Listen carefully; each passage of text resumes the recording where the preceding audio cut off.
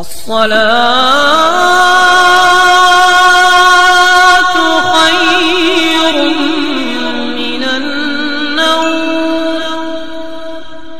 میرے پیارے آقا صلی اللہ علیہ وسلم کے پیارے دیوانوں، ایک شریف انسان سوچتا ہے آخر گناہ کی دلدل میں پھنسنے والی عورتوں کو نیکیوں کی راہ کا مسافر کیسے بنایا جائے، اس لیے کہ میرے آقا مصطفیٰ کریم رؤوف الرحیم صلی اللہ علیہ وسلم نے فرمایا اے عورتوں تم صدقہ کثرت کے ساتھ دیا کرو، اس لیے کہ جب میں شب معراج میں نے جہنم کا مشاہدہ کیا، جب میں نے جہنم کو دیکھا تو میں نے سب سے زیادہ جہنم میں اگر کسی کی تعداد دیکھی تو میں نے عورتوں کی تعداد دیکھی۔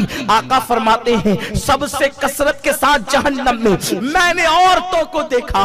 میری مائیں اور بہنیں اگر یہاں موجود ہیں میں ان سے پوچھنا چاہتا ہوں میرے پیارے آقا صلی اللہ علیہ وسلم کی کنیزوں لرز جاؤ، یہ میرے آقا کا فرمان ہے، یہ کسی سیاسی لیڈر کا قول نہیں، یہ کسی بدلنے والے انسان کی زبان نہیں، یہ اس رسول کی زبان ہے کہ زبان ان کی ہوتی ہے، کلام خداوند قدوس کا ہوتا ہے۔ میرے پیارے آقا علیہ السلام کے پیارے دیوانوں، رسول اعظم صلی اللہ علیہ وسلم فرما رہے ہیں میں نے جہنم میں سب سے زیادہ عورتوں کی تعداد کو دیکھا۔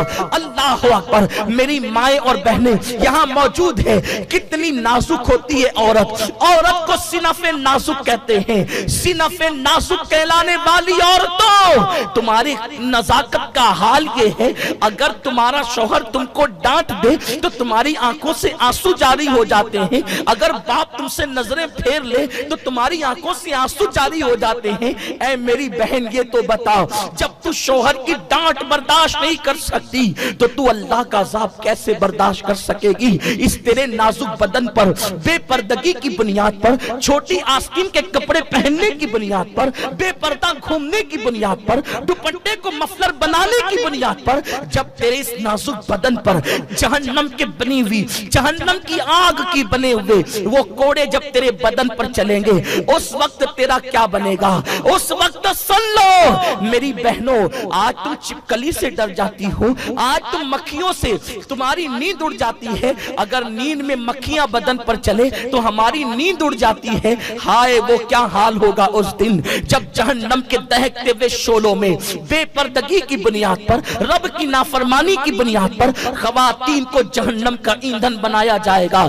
اس وقت شوہر بچانے نہ آئے گا، اس وقت باپ بچانے نہ آئے گا، اس وقت بھائی بچانے نہ آئے گا۔ آج اپنی طبیعت کے مطابق اپنے جسم کی نمائش کرنے والی عورتوں کو کون بتائے؟ اے خاتون جنت کی کنیزوں، اللہ کے حبیب صلی اللہ علیہ وسلم فرماتے ہیں میں نے جہنم میں کچھ عورتوں کو آندھے منہ ننگی لٹکے ہوئے دیکھا، اس طرح سے کہ اس کے سر کے بال جہنم کی کھوٹی سے باندھ دیے گئے تھے۔ اللہ اللہ، آقا کریم رؤوف الرحیم صلی اللہ علیہ وسلم فرماتے ہیں میں نے جبریل سے پوچھا اے جبریل یہ بتا کہ یہ کون لوگ ہیں اور ان کو کیوں اس طریقے سے لٹکایا گیا ہے؟ حضرت جبریل امین نے عرض کیا یا رسول اللہ صلی اللہ علیہ وسلم یہ وہ عورتیں ہیں جو دنیا میں کپڑے پہننے کے بعد بھی ننگی رہا کرتی تھی۔ اے خاتون جنت کی کنیزوں، دور دور سے آنے والی میری ماں اور بہنوں، ذرا میرے دل کی آواز اپنے دل کے نیا خانوں میں بسا لو، اپنے کانوں سے، دل کے کانوں سے میرے رسول کا یہ فرمان سن لو، خدا را سنور جاؤ، خدا را اپنی زندگی کو بدل لو۔ اگر کافروں کی عورتیں ننگے جسم گھومیں تو کوئی تعجب کی بات نہیں، اس لیے کہ ان کے یہاں مرنے کے بعد اٹھنے کا کوئی عقیدہ نہیں ہے۔ اگر دوسرے مذاہب کی عورتیں اپنے دوپٹوں کو مفلر بنا لیں تو وہ کوئی تعجب کی بات نہیں، کیونکہ ان کے یہاں جنت و جہنم کا نظریہ نہیں ہے۔ مگر اے خاتون جنت کی کنیزوں، ہمارے یہاں تو جس طرح خدا پر ایمان لانا فرض ہے ویسے جنت و جہنم پر بھی ایمان لانا فرض ہے۔ جیسے خدا کا منکر کافر ہے ویسے جنت و جہنم کا منکر بھی تو کافر ہے۔ اللہ اکبر، میرے آقا مصطفیٰ کریم رؤوف الرحیم صلی اللہ علیہ وسلم فرماتے ہیں میں نے جہنم میں لٹکی ہوئی آندھے منہ عورتوں کے متعلق پوچھا اے جبریل یہ کون ہے؟ جبریل امین نے عرض کیا یا رسول اللہ صلی اللہ علیہ وسلم یہ آپ کی امت کی وہ عورتیں ہیں جو کپڑا پہننے کے بعد بھی ننگی رہا کرتی تھی۔ اللہ اکبر، میرے آقا علیہ السلام کے پیارے دیوانوں اور اے خاتون جنت کی کنیزوں، جس وقت صحابہ کے سامنے میرے آقا نے یہ بیان فرمایا کہ جبریل نے مجھ سے کہا ان عورتوں کو جہنم میں ننگی اوندھی منہ لٹکایا گیا ہے جو عورتیں دنیا میں کپڑے پہننے کے بعد بھی ننگی رہتی. صحابہ کو حیرت ہوئی, یا رسول اللہ ہمارے ماں باپ آپ پہ قربان, کوئی کپڑا پہن کر ننگا کیسے رہ سکتا ہے؟ کپڑا پہننے والا انسان ننگا کیوں کر ہو سکتا ہے؟ جو ننگا ہوگا اس کے بدن پہ کپڑا نہیں ہوگا, اور جو کپڑا پہنے گا وہ ننگا نہیں ہوگا. یہ کیا بات ہوئی کہ کپڑا پہن کر بھی ننگی رہتی تھی؟ تو آقا نے فرمایا اس کا مطلب یہ ہے کہ وہ اتنے پتلے پتلے اور باریک لباس پہنتی تھی کہ کپڑا پہننے کے بعد بھی ان کا جسم نظر آتا تھا.